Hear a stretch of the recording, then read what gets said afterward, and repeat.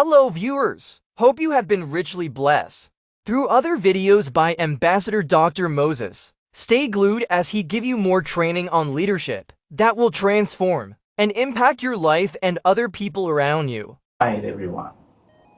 It's so great and lovely to have you watching us or listening to us today. I am Ambassador Dr. M.D. Alege. I am a humanitarian, a life coach, a trainer, a speaker, and a prolific writer. I'm the founder of the Exceeding Expectations Foundations, as well as the founder and executive director of Dasayo Eternal Exploit Enterprises Limited. That is DER. Dasayo Eternal Exploit Enterprises Limited as a subsidiary organizations, institutions that teaches people and organizations personal and corporate success, leadership, and a number of other things to create awareness about climate change as well. You will be privileged to always listen to my leadership training, and in listening to it, I want to assure you that it's going to tremendously, stupendously, and immensely transform your life. All you couldn't do in the last 1 decade, you will be able to do in the next 1 year. I encourage you to subscribe to our leadership training. This leadership training, regular leadership training, you will be watching and listening to is powered by the subsidiary organizations or institution of Dasayo Eternal Exploit Enterprises Limited called Dasayo Economic Intelligent Leadership Institute. It is the subsidiary organizations or institutions of Dasayo Eternal Exploit Enterprises Limited. Dasayo Economic Intelligent Leadership Institute will be bringing your way trainings on leadership, on personal and corporate success, and other areas that will tremendously benefit your life. Thank you very much for always investing your time in watching and listening to me. Thank you. In today's leadership solution, we shall be talking on leadership pressure. The online Webster Dictionary defines pressures as the burden of physical or mental distress, the weight of social or economic impositions. To serve as a guide for this training, we shall look at some scientific definitions or laws to guide and enhance our understanding.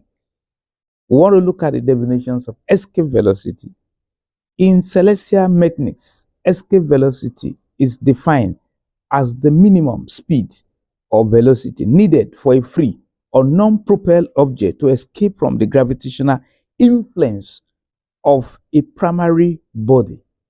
Take, for example, the rocket. The minimum velocity a rocket must possess and display to be able to escape the gravitational pull of the Earth is 11.2 kilometers per second. Once it can operate at that level, it's going to escape the gravitational pull, and it will escape the pressures or the gravitational force of the world. What a lesson for leaders. Our ability to display a corresponding pressures against external pressure coming against us when we want to take decisions is needed. That is why we will look at the Isaac Newton's second law of motion, which says, as the force acting upon an object is increased, the acceleration of the object is increased. End of quote. Isaac Newton's second law of motion. As a leader, you will need to take several decisions. And when you want to do that, the force that will compel you to take the wrong decisions are high, of those forces are high. And that's why Isaac Newton tells us that when the force acting upon an object is increased, the acceleration of the object is increased. As the pressure to do the wrong thing is coming on you as a leader, you ought to increase your pressures not to do evil. An anonymous writer has beautifully said it, that when the pressure is on, great leaders are their best. Whatever comes or whatever is inside them comes to the surface. It is whatever is inside you that comes to the surface whenever you want to take a decision. When you are under pressures, leaders from the time immemorial and across different generations and the globe are under constant pressures to take either the right or wrong decisions. We shall look at 12 areas, factors that can cause leaders to take wrong decisions, or what they need to do to take the right decisions. We need fortitude to affirm what we believe is true, as we see it in the case of Galileo Galilei. He was sure of what was right in his own days and before his own days, as Pythagoras and other scientists had propounded, like that the earth was irregularly or is irregularly shaped, ellipsoid, so to say, not perfect descriptions of the shape, but the closest to the descriptions of the shape of the world. And he was sure he was right and wanted the whole world to know about it. But there was a problem, and the problem was the church. The Catholic Church believed that the earth did not move and was the center of the universe. The church thought of Galilei or Galileo as a heretic, or heretic rather, but this did not stop him writing letters to explain his theory. He was put under a house arrest. It was more than 300 years before the church agreed with Galileo and freed him of heresies, even after he had died. Imagine that. But the man stood on what he believed to be true. Can you, as a leader, stand house arrests, incarcerations on the basis of what you believe? Will you give in or cave in as a result of pressure from people? Number two, family pressure. We see the example of Abraham. Abraham had got a wife, but he had no child. The wife pressured him to meet with his housemate so as to produce a child. Not only that, Lot followed Abraham, and then Lot would do what we call in modern words industrial espionage. The business that Abraham was doing, Lot started doing it, and both of them, they had growth and development in their businesses so that the two of them could not live together again. And Abraham had to provide a solution. He did not allow the pressure of wanting to choose the greener pastures to make him to take the wrong decisions. He allowed his nephew to take the first decisions or to make the first choice. And Abraham won in this case. Number three, when leaders want favor from the people that they are leading, we see the case of Pilate. Even his wife warned him that he should free Jesus Christ. But Pilate, in wanting to please the Jews, presented to them Barabbas. Or he told them that, would you rather choose Barabbas or Jesus? The people pressured him that they would want Barabbas. Why was it that the Jews who pressured Pilate?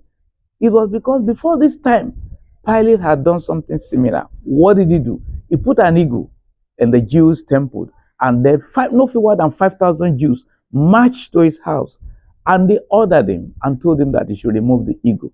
But Pilate would not budge. He didn't listen to them. Later on, when these Jews, 5,000 Jews, refused to leave his house, he ordered soldiers to cut off their head. And he came out to tell them that they were going to be beheaded. But the Jews, the 5,000 of them, knelt down and told him, we are ready for our head to be beheaded. Eventually, Pilate buckled it. He gave in. He caved in. And he fell under that pressure. Number four is the future pressure. We see the case of Ruth and Naomi. Ruth followed truth. She was not afraid of the future. We have young leaders who are ladies, young leaders who are men that pressured to marry somebody they are not supposed to marry as a result of pressure from their parents, pressure from their friends. But Ruth won that pressure of the future. She was not sure of what was going to come in the future. All the same, she went ahead and started doing the right thing. Number five is the flattery. Flattery. Darius, the biblical king, was surrounded by yes men. They told him, "Oh king, live forever." Can any king live forever apart from God? Never.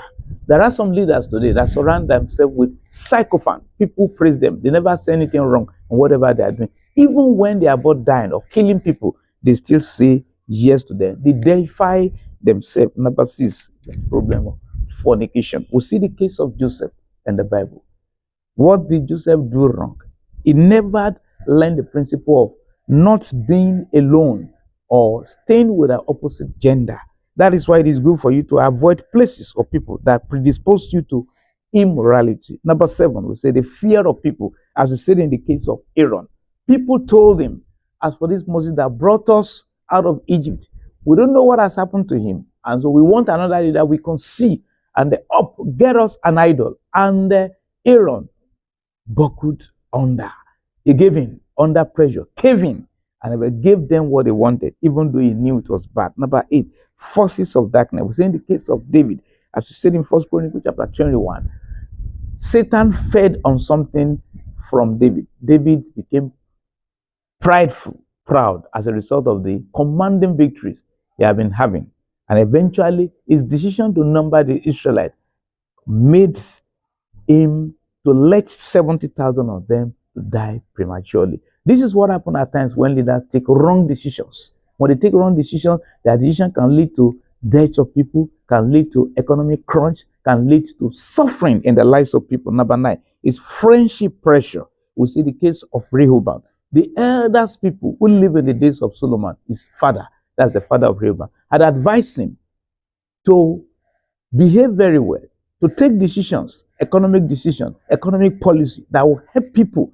But rather, Rehoboam listened to his age mate, his colleagues, and he did what they asked him. His colleagues asked him to tax the people further, and that's why today we see some leaders that take away power from the people, even though they were voted into power by the people. What did? They take purchasing or economic power from the people, and so that the people will be powerless. Number 2, they pursue increase in tax, make life difficult, ungovernable for the people. They practice divide and rule, Machiavellian and manipulative principles to divide the people that they are leading. Number 10, financial pressures. We see the case of a man, Elimelech, that was farming in Bethlehem, Judah that time. He was not the only one that was affected. It wasn't his family alone that was affected. Unthinkingly, he never prayed. He felt he should go to another place. And he went to another town. He regretted that because himself died, his 2 children died. It was only his wife that escaped, and the 2 children the ladies that his children actually married. Number 11 is failure pressure. We see this in the life of King Saul. King Saul didn't want to fail. People were demanding that, Samuel had not come. And then King Saul was pressured to take the decision that was beyond his jurisdictions. Number 12, which is the last one, is what I call feminine or matured pressure. We see this case in the case of Solomon, who had 700 wives and 300 concubines. All those ladies pressured him to build idolatrous houses for him. The case of Samson also is apropos in this case. We said Delilah pressured him to reveal information he was not supposed to reveal. This is how some leaders fall. We see the case of Reuben, who got his life messed up with a concubine of his father.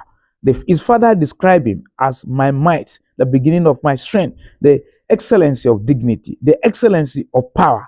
He also described him as unstable as water, which James chapter 1 verse 8 described as a double-minded person, which is the Greek word for dipsuko, which means doubled soul, 2 independent wills. And dipsuko is the synonym for schizophrenia. And we have people who have schizophrenia personality, disintegrated personality, because they have done what they are not supposed to do. As a round up today, you want to examine your life. What pressures is making you to take decision, right decision or wrong decision? The decision you take, what will it cause? What impact will it make in the life of the people that you are leading? At your family level, at your organizational level, wherever you find yourself as a nation. Thank you very much for listening to this episode on leadership training. To me, I appreciate every second you spent in listening to me. I want to tell you that time you spend listening to me is time invested, and you will never remain the same. I encourage you to share this with others. Subscribe to it, and as you consistently listen to it, keep on listening to it, you will never remain the same. Thank you very much.